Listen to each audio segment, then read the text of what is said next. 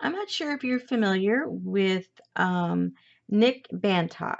He wrote a series of books that illustrate a fictional relationship between two people, and it's presented through mail art.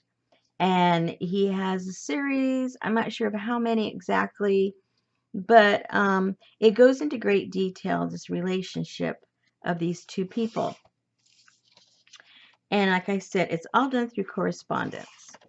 And if you haven't seen his books, they are very inspirational. In this particular one, it shows some of the letters, it shows some of the postcards that were exchanged between the two of them and the progression of their relationship. He's an individual that decorates postcards, and he starts this relationship with this person through his postcards. And then at one point, he's not even sure if it's just a figment of his imagination or if this individual is real. And they're going to meet up, and then, his confidence just wavers and he decides he doesn't want to meet up with her.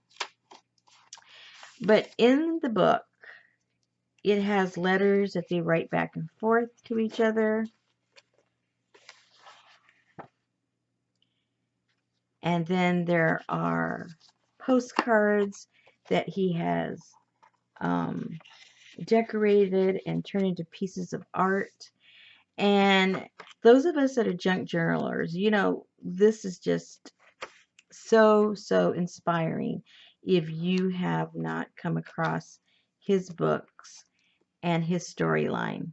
So it started me thinking that at this particular time, those of us that like to do swaps in our groups, it's becoming a little more difficult, especially those that cannot go out because of their health, because of the restrictions that we have right now as far as our movements and going outside of our homes, and the authorities are basically really encouraging us to have this social distancing and really just hunkering down and staying home. So the way we normally did our swaps, we just go down to the post office and mail them, have them weigh them, pay our money, and go about our way. Well, that's becoming a lot more difficult right now.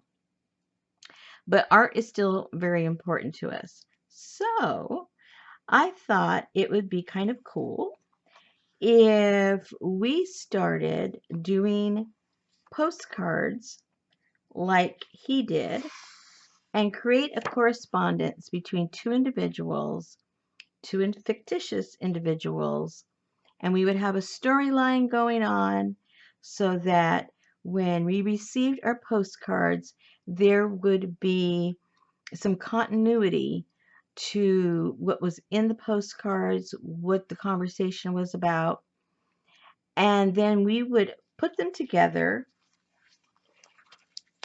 at some designated time that we decide how long we would do this swap. And as this particular book shows, it has a lot of the postcards here. This is an example of his art.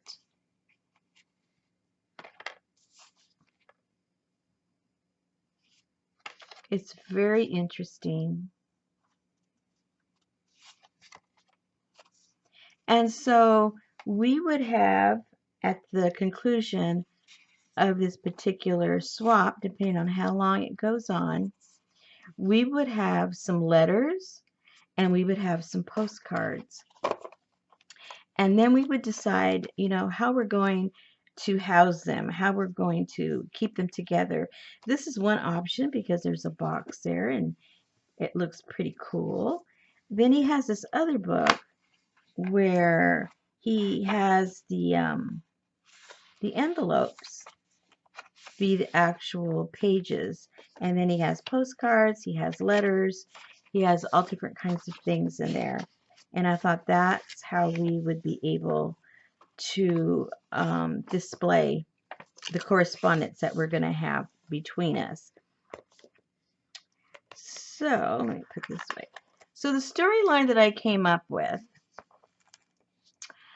was two sisters, and I thought this would be more of a fantasy, sort of a surreal kind of ethereal kind of feel to it, so that we can kind of use it as an escape for us to get ourselves into this imaginary world and these two sisters and what what lies ahead for them. And it's all in your hands. You're the ones that are going to see how this relationship and this adventure goes.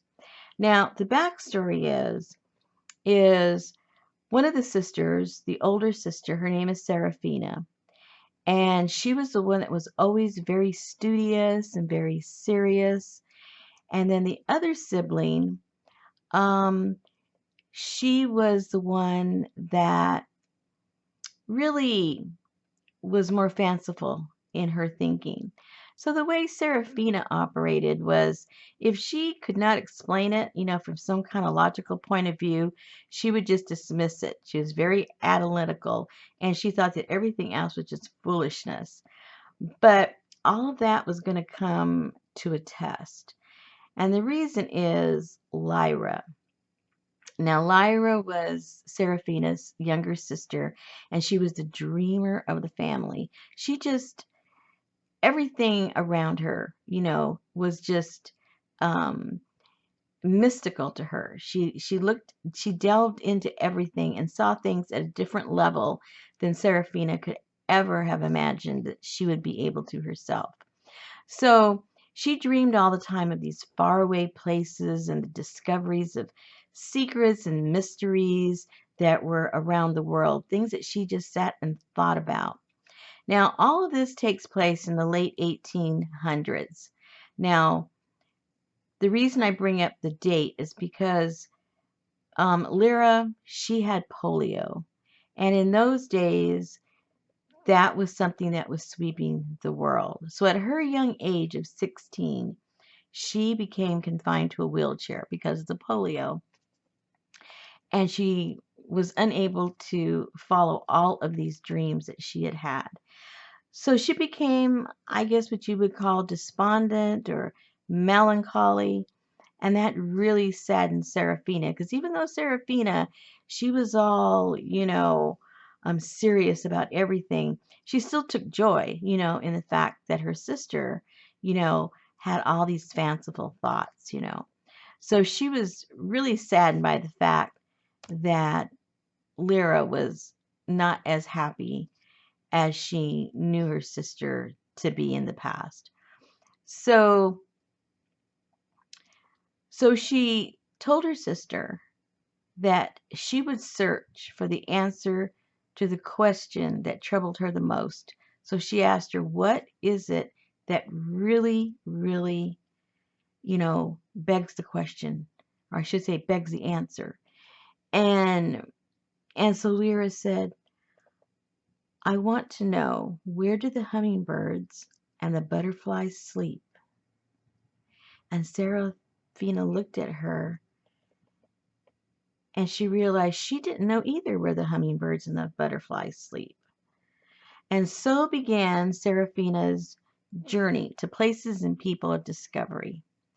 So that is what we're going to chronicle. We're going to chronicle her journey, Seraphina's journey, to find the answer to Lyra's questions about where the hummingbirds and the butterflies sleep. And we'll learn about all of her adventure through these letters and these cards that go back and forth.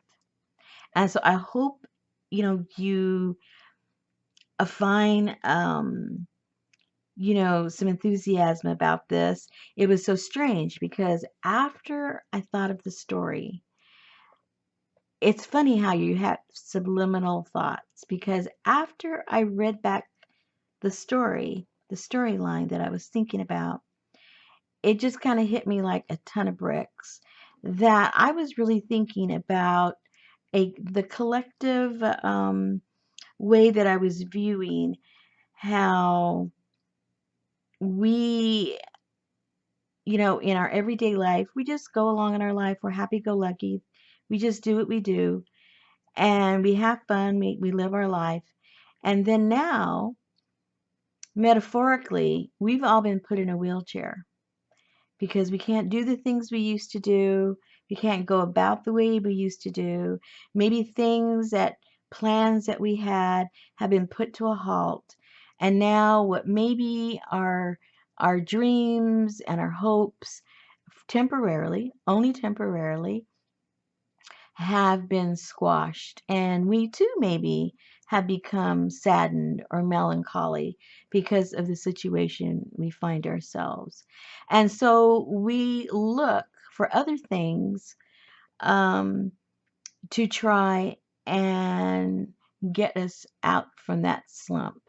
And so in this story, Serafina is the one that's going to go out to find out the answers.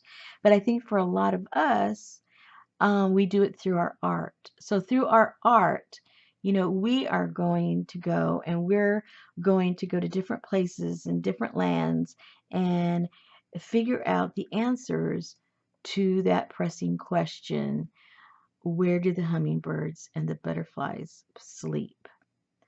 And so I hope you'll join us. Um, in another video, I'll give more details as far as how this is going to be done. But for right now, I wanted to give you the thought process behind the plan. Now, this is predominantly, for my group where, we do our swaps over at Trashy and Flowish Junk Journals. But those of you that aren't part of the group and maybe you're interested, come on over. You can play with us. Or maybe if you have a group of friends and you want to, start doing the art, please feel free to do that also. But I will, in another video, give the more details of exactly how this swap will be run. And I hope that I'll inspire you to maybe try something new, something different, as opposed to the regular swaps that we do or the junk journals that we make. We'll be making something completely different. So I hope you'll join me in this new adventure of Serafina finding the answers for Lyra of where do the hummingbirds and the butterflies sleep.